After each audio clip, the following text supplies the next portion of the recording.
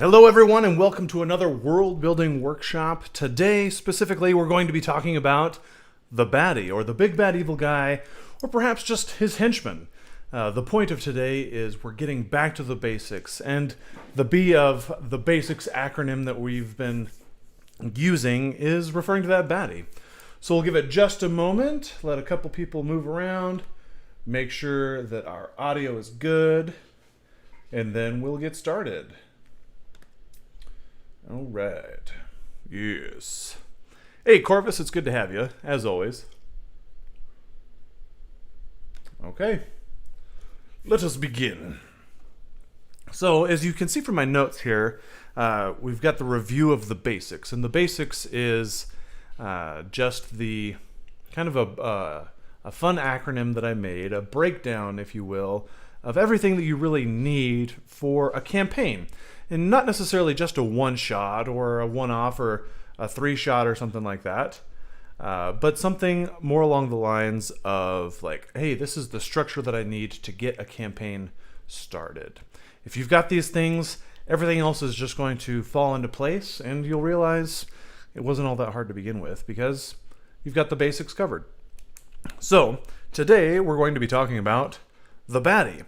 And this doesn't necessarily have to be the big bad evil guy, which is the penultimate baddie that we might think of. This has more to do with you need somebody to antagonize the players.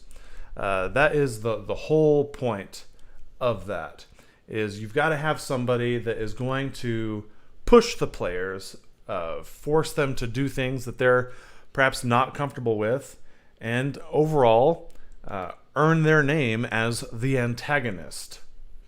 And that is what we're going for, right? Because whenever we're making a story, you need a protagonist, or the main character, the MC, or the antagonist, and the antagonist.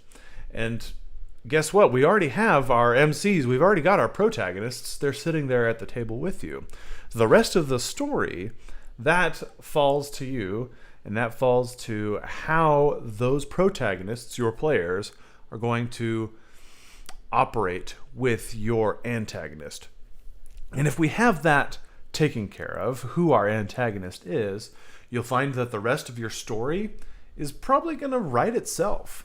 You'll realize very quickly that things will just fall into place as you think about, what is this big bad evil guy going to do? Well, he's probably going to do this. Okay, how can we tie the players into that?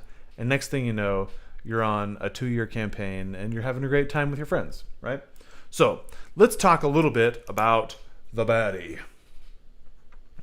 The baddie. Now, as I stated earlier, this is everything that we need to really get our campaign started. You could start from absolute scratch, and you could take these 5 steps, the basics that I've given us, and that's enough to get a campaign started. And so if we think about, okay, where does a campaign normally start? We're probably in the ballpark of like level 3, maybe level 5. If you're crazy, jump in at level 7. That works too. Whatever you need to make the game interesting for you, do it. If you've got a bunch of experienced players, drop them into the middle of a reality-bending campaign at like level 15 and freaking go for it. I don't care. That's on you, right? What we have to have, though, is someone who is suitably going to antagonize our players. So regardless of their level, whether it's 3, 5, 7, 9, regardless of the level, isn't that interesting how we always refer, what level do you start at? I think that's because that's when the cool things happen. You get your cool abilities at a lot of those levels. But regardless of the level that you are starting your players at, we need to have a bad guy that is going to matter to them. And in general, I would recommend an antagonist that's probably, start with an antagonist that's the next level set up, right? Let me find another way to phrase that. Meaning, if your players start at level 3, your baddie needs to be at least CR5. Okay? If you're starting at level 5, your baddie needs to be at least CR7. And that is not a big bad evil guy, right? That distance, right? Because when we're setting up a story, there's always the feeling of much more gap, right? Oh, this thing is so much more powerful than we are. How are we ever going to create the thing or find the weapon or do the whatevers? There's kind of the feeling of the impossible task or the impossible foe. And how are we going to level up? How could we ever level up to that point? And that is definitely big bad evil guy stuff. And there's nothing wrong with that. But what we need to do here is just get started. We just need to get our campaign started. We need something to go off of. And so I would say we need to now look at, okay, what villainous archetypes are we going to go for? And just so everybody knows, both YouTube and Instagram, if you ever have any questions, please drop them in the chat. I do my best to stay on top of things and read those. But yeah, please drop it in the chat, and I'd love to answer any questions that you guys have. So let's take a look at the archetypes real quick. The archetypes of villainy. And so let's do that. We'll write that down here. The archetypes. Yes, the archetypes of villainy. And this is, of course, as we often do, we have to generalize. We could get lost in the weeds, but we're trying to keep this short, right? We could get lost in the weeds on all of the different literary archetypes of villainy. That's great. We don't need that. What we need is something basic to get started with. We need the basics. So, of course, we have the mastermind archetype. This is your Palpatine vibe, right? This is Darth Sidious, the mastermind. Yeah, the unseen foe, the unseen villain, and that's all well and good for like your big bad evil guy, the thing that you never see. But when we're starting at these kind of lower tier levels, there's absolutely no reason for your players to see the mastermind. In fact, I would say that your mastermind should be in the ballparks of CR10 to CR20, right? And maybe even CR15, because CR15 to 20, you're getting into like unknowable eldritch forces and cosmic powers and things like that. So, is that really a mastermind, or are we getting into a different archetype at that point? Of course, every mastermind has henchmen. And the henchman vibe is definitely, minions. They are henchmen, technically. I wish I had a good Gru voice. I'd lay that on you. But henchmen fit the bill, right? Someone working for the mastermind, okay? But it's not quite enough for us. It's not quite specific enough for us, because that really could span really our CR3 to CR10 gap there. Anyone higher than that is probably going to fall into the next one, which might be like evil incarnate. And this is just a bad dude. The end. This person is straight up evil, or the embodiment of evil incarnate. This would be probably your Darth Vader, right? Your Darth Vader has the very, he's just the bad guy. You never see his face. You never know anything about him. I'm thinking, of course, we see in the modern films, we've seen the development of Vader and who he was before. And that really takes away the embodiment of evil now, because he's just a henchman now. He's just some minion of Palpatine and the Sith. And that takes away the A New Hope. When you saw A New Hope for the first time and you're like, whoa, this is a bad guy. We will never get that back, because we've gotten so much lore and backstory revolving around the story that we've humanized that character too much. And so he's no longer Anakin Skywalker. He's Anakin Skywalker now. He's not just Darth Vader. he's Annie. He's little Annie, this little boy in his pod racing times and back in the day on Tatooine. Like we've lost the faceless evil, and that's sad, right? That's sad. But at the end of the day, that's kind of what we're going for. Is that the sort of villain that you want to go for? I feel like a faceless assassin would fit into that bill, right? Kind of being relentlessly pursued. You kind of get that vibe with a lot of the serial killer. Kind of like, oh, we can't find out who they are. We don't know who they are. We just see what they do. And that is true evil sort of thing. So that could kind of fall into that ballpark. And as for the CR, that could be relatively anywhere.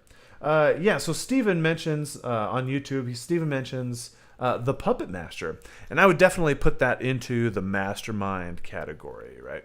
This is the person who's pulling the strings, who's making the things happen. And they have the henchmen in order to do that. And they have the super henchman Vader to do the puppet mastering for the puppet master sort of thing.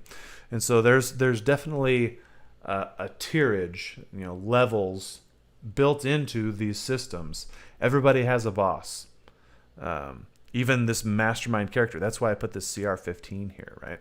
Because this mastermind has this master plan. They're the one pulling all the strings, but who's the one giving the power, right? And that's when you're getting into like their eldritch pacts and the powers that be beyond sort of thing. And you definitely get into some power struggles there, especially when you get into deities. You can get into some really good stuff. Another one that I love to use, especially in the the tier 1 and 2 range, so up to about CR10. This is a really fun one. The corrupted villain is really fun. This is the person that should be good. This is the person that should be an ally, but they have done bad. They've done bad things. They've become evil. And that is a lot of fun to mess around with, because we see it. We see it every day, right? And it's natural. So when your players encounter the corrupted villain, it really strikes home to them how real your world is. The corrupted archetype it's real, because we. Every time we hear some embezzlement thing, every time we hear some good guy that was doing horrible things, you're like, well, you're not terribly surprised. What a horrible world we live in, that like villains walk among us, the corrupted, these people that should be good, and they're just meh. Well, that's not really a surprise. So we definitely see that. And this villain can really help your world feel real. Yeah, because it is real. It is real, right? It's the Gandalf with Harry Potter in the train station.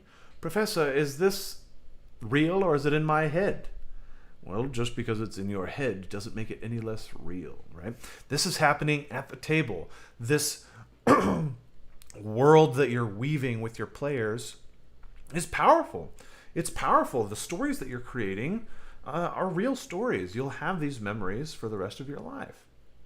Well, hopefully, if you do a good job here, no pressure. But in all seriousness, there is some reality to what we're doing here, and it's important. It's important for us to remember that the things that we do here are imaginary, but the feelings that we feel, we form real attachments to our characters, and we can feel how they feel in a situation when they're betrayed by that NPC, or when they're confronted by this corrupted. My favorite to use, I like to use clerics. Right? You get some leader of a church that's been doing bad things in bad ways to good people. And man, that corruption right there is just like, oh man, I want to smack you. Why have you done this? right? And that feeling, that angst, like, oh, I really just hate this guy. That's a powerful thing that we're hoping to create, because what that means is we are creating player investment. Your player is invested in that story because of that emotion. All right, I could go off. I really like this one. So, is a tier 1, tier 2 villain. So anywhere between like CR5, CR10. It's a really fun kind of big bad evil guy vibe there. And then of course we get into the machine or the beast. I like to put these into the same category because they really are accomplishing the same thing. Oh, we've got a question here. Do you ever find it hard to hit the big planned role play moments with your baddies? Oh yeah. Oh, it's so hard. And actually, I'm actually going to discuss the 3 Ps. So the parlay of engaging combat. That is important. Being able to role play.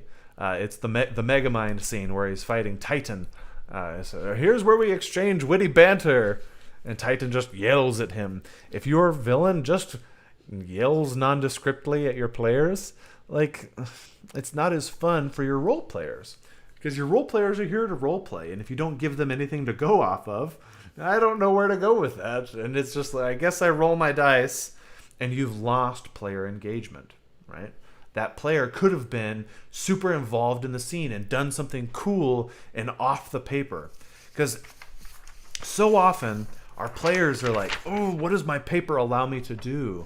Stop it. Stop that right now. Right? What do you want to do? What's cool? What's fun? What is the role play going to look like? And the moment that your players get off the paper and into the scene, oh man, as soon as they're in the scene, it's fabulous. And that is so easy to break, though.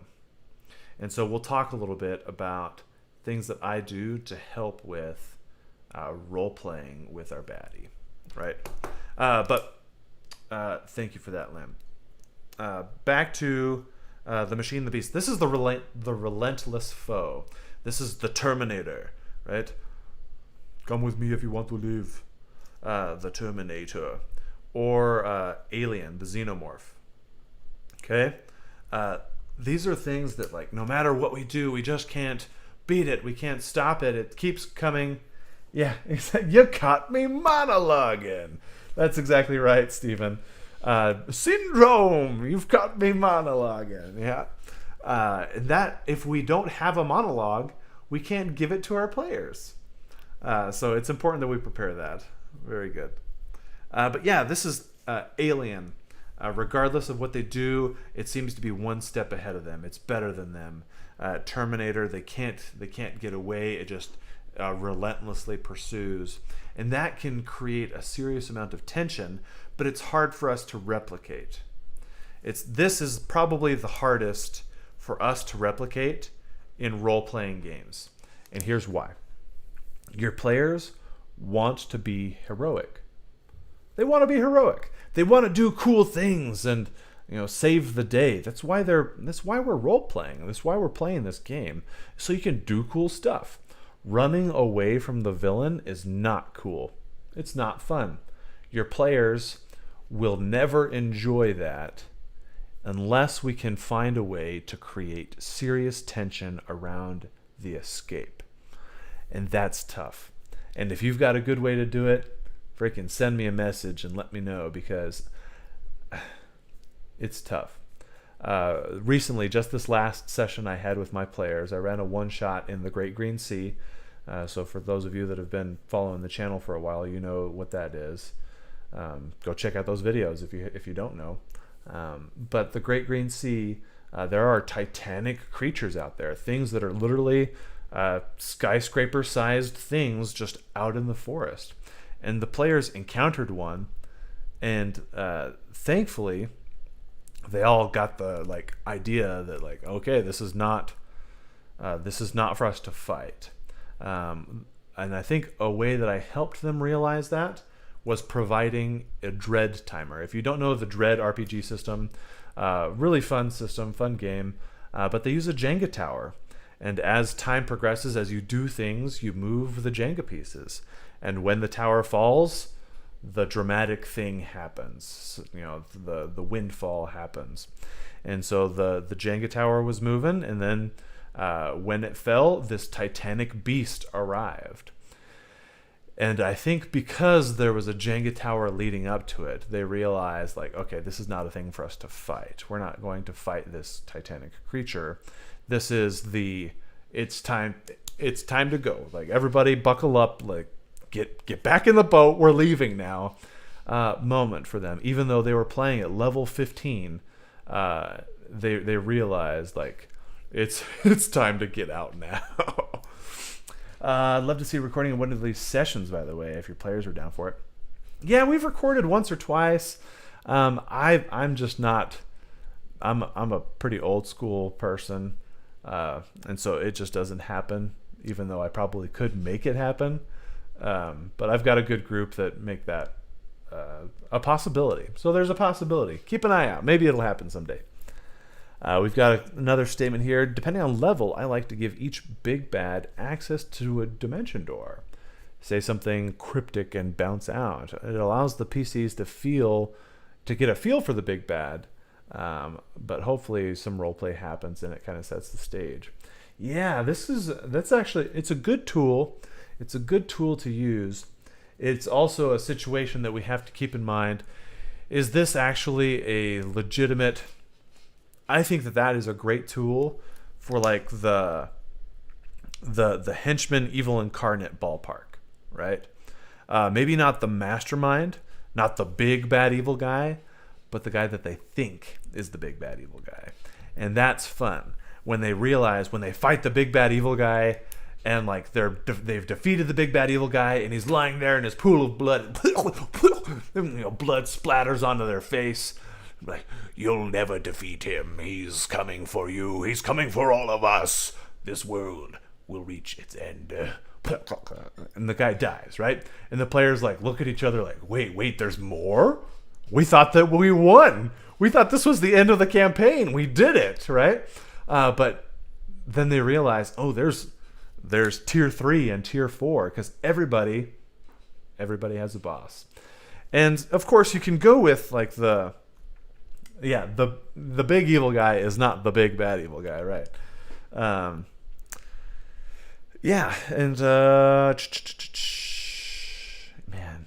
gotta watch out. Y'all are distracting me. I've only got so much time left here.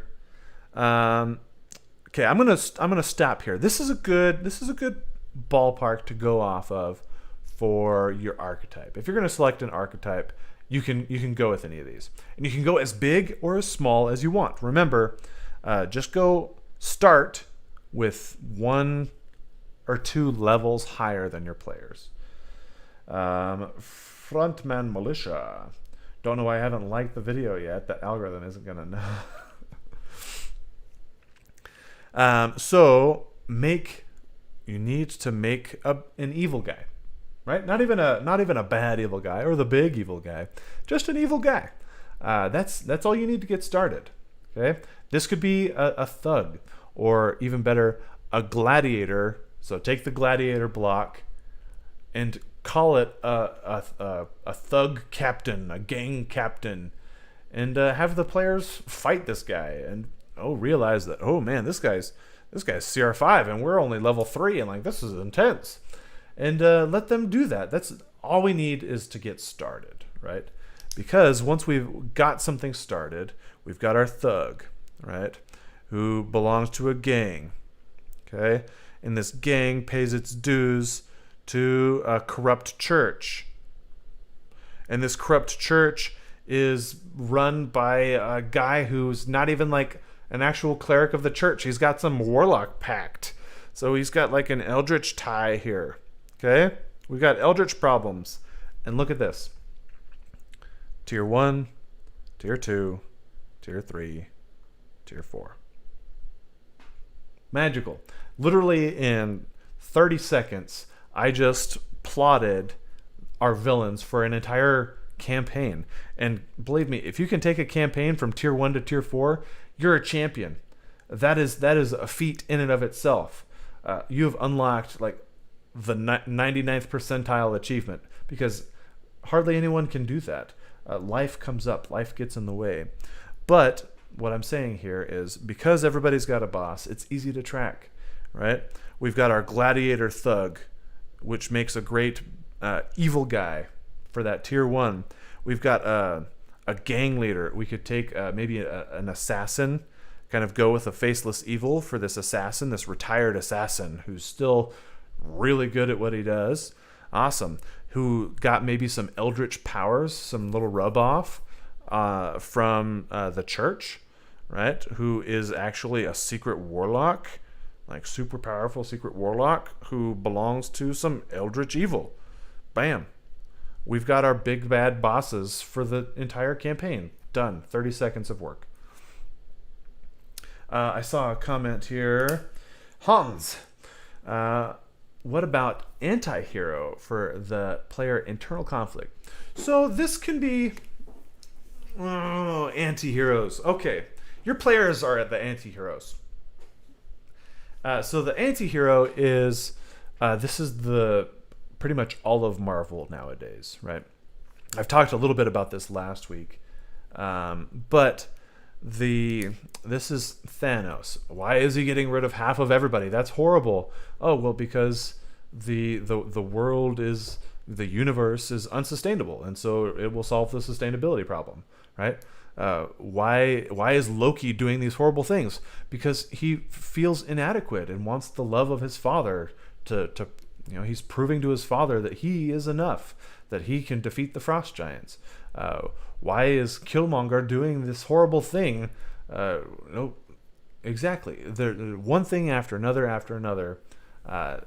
Marvel has been doing this back to back to back. It's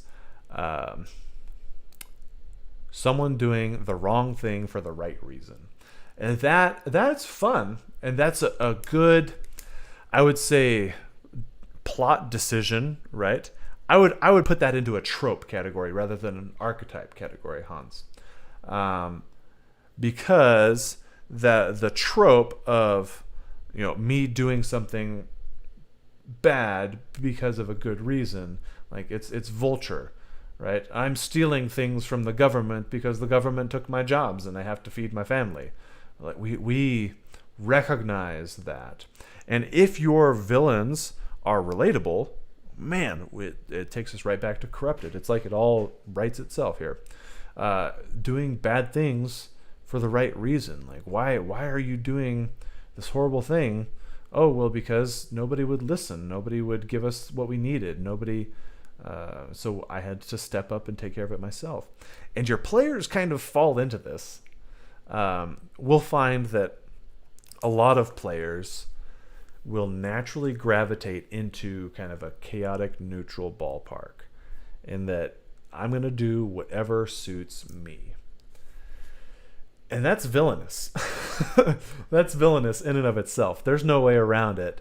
That is a villainous behavior. And I think our players are in general going to create enough of that we should just use it as a trope rather than it's So I've used an anti-hero before, and for internal conflict, it's gold, right? It's gold. You can definitely get them thinking about like moral dilemma, and these should all create moral dilemmas. Find ways to generate moral dilemma. We need to give them that decision to become heroic, to be more than they are. But if your big bad evil guy faces them and says, the virtue of my cause, join me and receive power eternal, and your players will all look at each other across the table, and someone will inevitably say yes, and they will step forward and they will betray the party, and everyone will be like, what? Why would you do this? And it's fun, but you can't do it all the time, right? That's the climactic moment. And so to call it an archetype, I would say you will be better served by using other archetypes and kind of use that as a trope for a moment to create a moral dilemma, and then the players watch the party just devolve into chaos. And it's yes, it's glorious. So enjoy that, but that's how I personally feel about using it as an actual archetype. We are out of time. One thing that I'm going to give you as we're closing out here is the 3 Ps, and we will definitely cover this when I go over adventures next week, right? Because now that we've got a baddie, it's time to come up with an adventure that revolves around that baddie. We have an antagonist, time to antagonize. What is the adventure that we can create? But because we had questions about it, every baddie, to help make things interesting, you need a power, you need a parlay, and you need a place. What this breaks down to is give your baddie something special. Stop using stat block things unless it's just a henchman and you don't care. It's boring combat. Use cool things. A mobility reaction, a parry, if you saw my reel literally from today. Give them a cool power. A parlay, write down things for them to say. Come up with a monologue. And if you use it, awesome. If you don't, no worries. Save it for later. Someone will use it eventually. Use part of it. But part of this parlay, you need to give them clues. It's time to drop in secrets. And we'll talk a lot about that more next week. And then, of course, the place. Stop fighting in empty rooms. Oh, it's so boring. I can't stand it. Generate something for them to deal with. There needs to be cover for them to hide behind so that you incentivize your players to move. Maybe a second story for them to shoot from a balcony. One I used just recently, a pile of sand in the middle of the room. Right? So suddenly you have to take the long way around, or man, do I really want to deal with this difficult terrain? Or maybe I'll burn, a misty step to get halfway across. It just provides an extra little bit for them to deal with. Okay? But we'll definitely cover that more next week. So sorry I didn't talk about that. It essentially boils down to prepare ahead of time. Come up with a line or two, things that will foreshadow the future. We'll talk more about that next week. And it's all going to come together. Yeah, Stephen, exactly. That's a perfect obstacles to get around. The cavern in the middle. The perfect example is the Fellowship of the Ring movie when they're going through the mines of Moria, and the crumbling stairs while they're taking fire from goblins and orcs and stuff. Them navigating this place while taking fire. It's an awesome utility encounter. As players are throwing each other and catching each other. Think of all of the fun roles that would have to go into that scene. That's what you're trying to generate, a fun and intense moment that's not just us slapping an evil guy around for 200 hit points. Cool? Awesome. Everybody, thank you so much for being here. I really appreciate it. Please feel free, if you didn't catch last week's episode, go check that out, the basics of building your campaign. Next week, we're talking about an adventure. So that is all of the stuff. We've got our antagonist. Time to come up with an adventure for our players. So look forward to that. And of course, as always, take care of your players.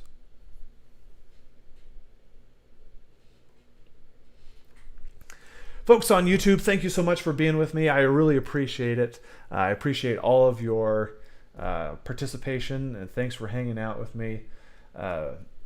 Thanks for sticking through my monologues. I know that I'm bad about my personal monologues. But as always, really appreciate everything that you do, for being here. If you're not following me on Instagram, please do so. If you're interested in the humor and help that I give daily there, please come on over and enjoy that. But of course, it all comes to an end, and I need to end this so that my videos don't look absolutely formidable as like an hour and a half long. So thank you so much, everybody. And as always, take care of your players.